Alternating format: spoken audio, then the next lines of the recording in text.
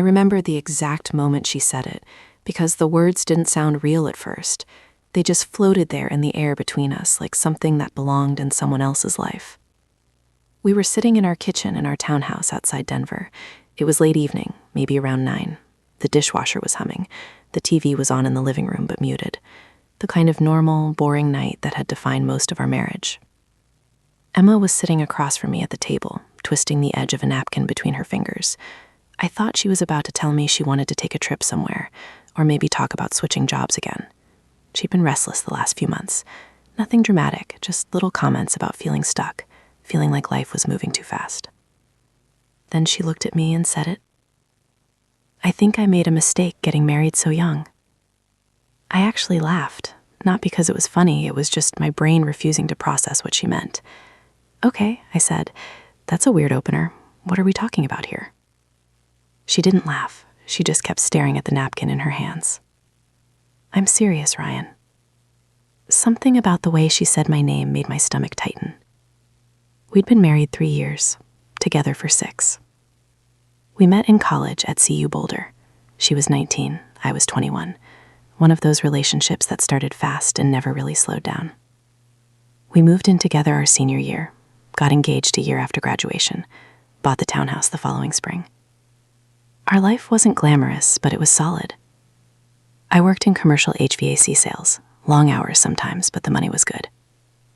Emma worked marketing for a small outdoor gear company downtown. Weekends we'd hike, see friends, host small parties. We had a dog named Baxter that slept at the foot of our bed. Normal life. Or at least I thought it was. What are you saying exactly? I asked. Emma finally looked up. Her eyes were glossy, but she wasn't crying. I'm saying I don't think I was ready for this life yet. For what life? This one. Being married. Settled down. I leaned back in the chair. Emma, we're 27. I know. That's not exactly elderly. She exhaled slowly. That's not what I mean. I could feel something bad coming, the way you feel a storm before it hits.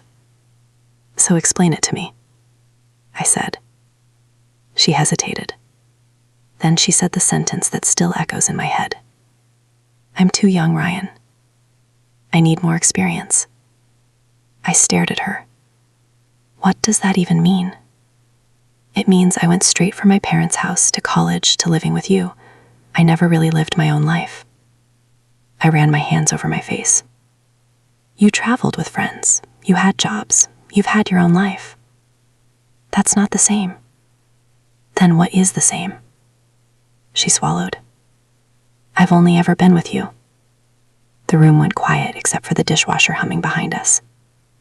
It took a second for the meaning to land. You're talking about other men. Her eyes flicked away. I'm talking about life. Emma. Ryan, please don't twist this. I'm not twisting anything, I said.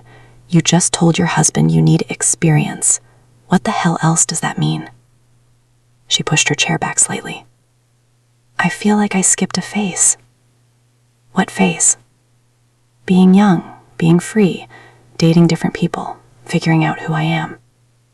My chest felt tight. So you want a divorce? I didn't say that. You just said you want to date other people. She pressed her lips together. I think we should take a break. I actually laughed again, a harsher sound this time. A break, I repeated. Yes. That's what people say when they already made up their mind. That's not fair. What's not fair is dropping this on me out of nowhere. It's not out of nowhere. I've been struggling with this for months. Well, you hit it pretty well. She finally looked angry. You think this is easy for me? No, I said. I think it's convenient. Her face hardened. You're making me the villain. I'm trying to understand why my wife suddenly wants to sleep with other people. I never said that. You didn't have to. The tension in the room felt like it was vibrating. Baxter wandered in from the living room, tail wagging, completely unaware that the ground beneath our lives had just cracked open. Emma looked down at him and her expression softened. I love you, Ryan. She shook her head. People who love each other don't ask for permission to go try other partners. It's not about permission. Then what is it? It's about honesty. That sentence pissed me off more than anything else she'd said. Honesty? I said. You think telling me you want to go test drive other guys is honesty? Yes. You know what honesty would have been? Saying this before we got married. Tears finally filled her eyes. I didn't know then. But you know now. She nodded slowly. I feel like if I don't explore this part of my life now, I'll regret it forever. The thing about hearing something like that is your brain starts scanning the past for signs. Every late night at work, every girl's trip, every time she seemed distant. You start wondering if there's already someone else. Is there a guy? I asked. No. You hesitated. I hesitated because I knew you assumed that. Because it's a reasonable assumption. There isn't anyone, she insisted. This isn't about someone specific.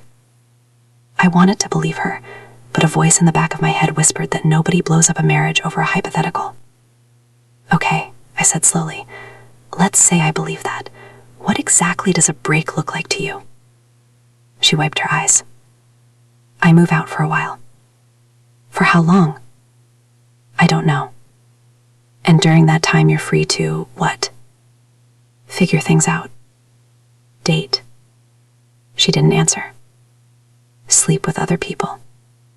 Silence. That's what you want, right? I said. I want to know who I am outside of this relationship. You've been outside of it your whole life. That's not what I mean. The frustration in my chest felt like pressure building. You realize how insane this sounds? I know it hurts you. Hurt doesn't even cover it. She looked at me with a mixture of sadness and determination. I'd rather be honest now than resent you 10 years from now. I didn't force you to marry me. I know. You asked me to propose. Her voice dropped. I know. So now you're just changing your mind? I'm growing. I rub my temples. You're not growing, Emma. You're panicking. No. Yes, I said. This is classic quarter-life crisis stuff. That's not fair. What's not fair is expecting me to sit here while my wife goes out to gain experience. I'm not asking you to wait for me. Those words hit harder than anything else she'd said. You're not? No. So what, we just separate and see what happens? She nodded slowly. If we're meant to be together, we'll find our way back. That sounded like something pulled straight out of a bad romantic movie. Real life doesn't work like that. You already decided, I said quietly. Her silence confirmed it. I stood up from the table. Where are you going? She asked. For a drive. Ryan, I can't sit here right now. I grabbed my keys and walked out the front door. The night air was cold, late fall in Colorado, the kind of dry chill that stings your lungs. I got in my truck and just sat there for a minute staring at the steering wheel. 6 years together. 3 years married, and apparently my wife felt like she'd missed out on sleeping around. I drove for almost an hour that night without any real destination. Part of me kept expecting my phone to ring, for her to call and say she'd made a mistake. She didn't. When I got back to the townhouse around midnight, the bedroom light was off.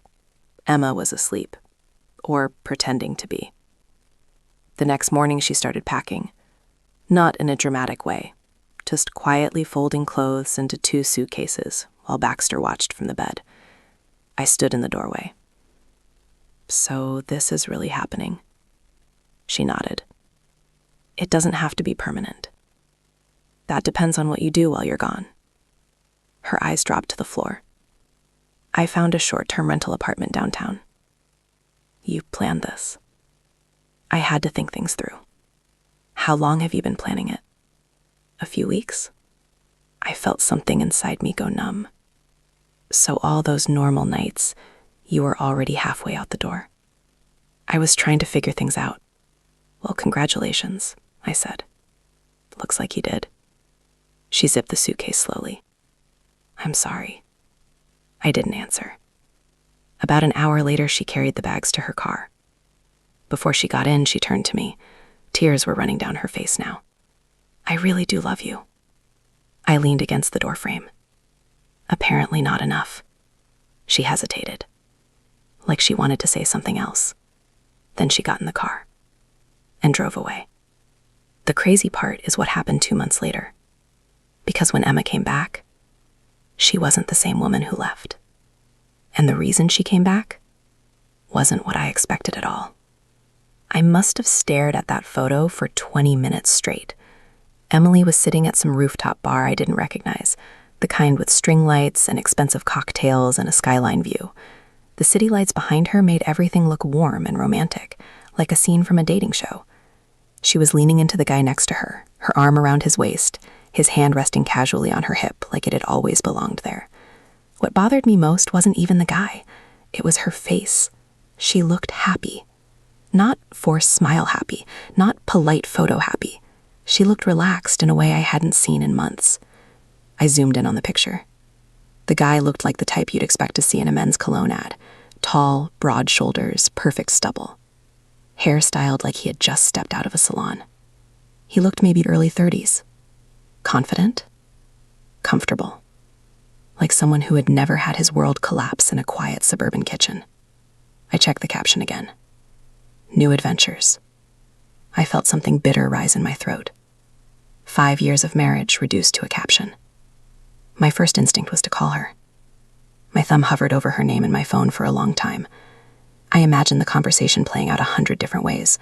Me asking questions, her giving vague answers, both of us pretending things were calm and mature while everything underneath was burning. Instead, I closed the app. Then I poured another drink. Over the next few days, I started noticing things I had ignored before.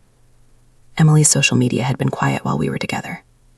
She posted maybe once every couple of months, a vacation photo here, a dog picture there. Now she was posting almost every other day. Wine bars, brunch places, concerts, always smiling, sometimes with groups of friends, sometimes with the same guy from the rooftop photo. His name, according to the tags, was Ryan Caldwell. The first time I saw the name, something twisted inside me. It felt weirdly personal, like learning the identity of the person who stole your car. I tried not to look him up. That lasted about 4 minutes. His profile was public. He worked in real estate. Judging by his photos, he specialized in expensive downtown properties and luxury condos, the kind of guy who wore fitted suits and talked about square footage while holding a glass of bourbon. His page was full of photos of rooftop parties, ski trips in Aspen, beach weekends in Malibu, and Emily was starting to appear in them more and more. 2 weeks after the rooftop photo, there was another post. Ryan standing behind her at a pool party, his arms wrapped loosely around her shoulders while she laughed at something off camera. The caption said, "Summer started early this year." I noticed Emily had commented with a heart emoji. That was the moment something inside me finally snapped. Not loudly, not dramatically, just quietly, like a rope slowly fraying until the last thread breaks. Up until that point, some stupid part of my brain had believed she might come back, that maybe this was some weird quarter-life crisis she'd snap out of. But looking at those pictures, it became painfully obvious. She wasn't searching for herself. She had upgraded. And I had been the starter husband. The following Saturday, my brother Mark dragged me out to a bar in downtown Denver. "You've been sitting in that house like a ghost," he said. "You need to be around people." The place was loud, packed with college kids and young professionals blowing off steam after the work week. Music thumped through the walls and the air smelled like beer and perfume. I leaned against the bar while Mark ordered drinks. "So," he said casually, "have you talked to Emily lately?" "No." She reached out. "No." He nodded slow as like he had expected that. "You know what I think?" he said. "I'm afraid to ask." "I think she met that guy before she left." The words hit harder than I expected. "I don't know that," I said. Mark shrugged. "Come on, man, you're not dumb." I didn't respond, but the thought had already been sitting in my head for days, because the timeline didn't make sense. Emily had moved out, and almost immediately started appearing in photos with Ryan. Not awkward early dating photos either. Comfortable ones. Familiar ones. The kind people take when they've already been seeing each other for a while. "You think she cheated?" I said quietly.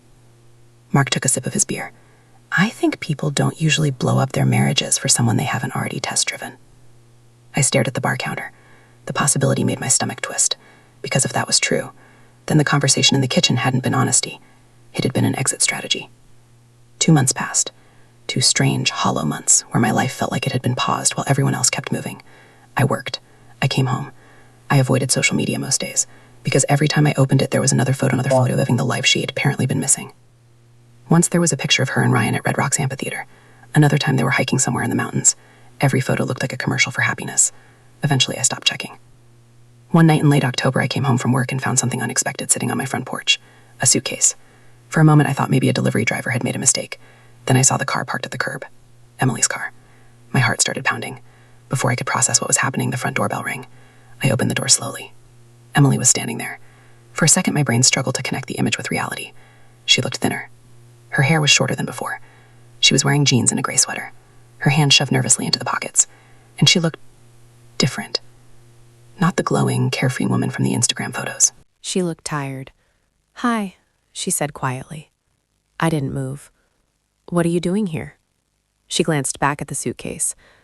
"I was hoping we could talk." The words felt surreal after 2 months of silence. "You had 2 months to talk."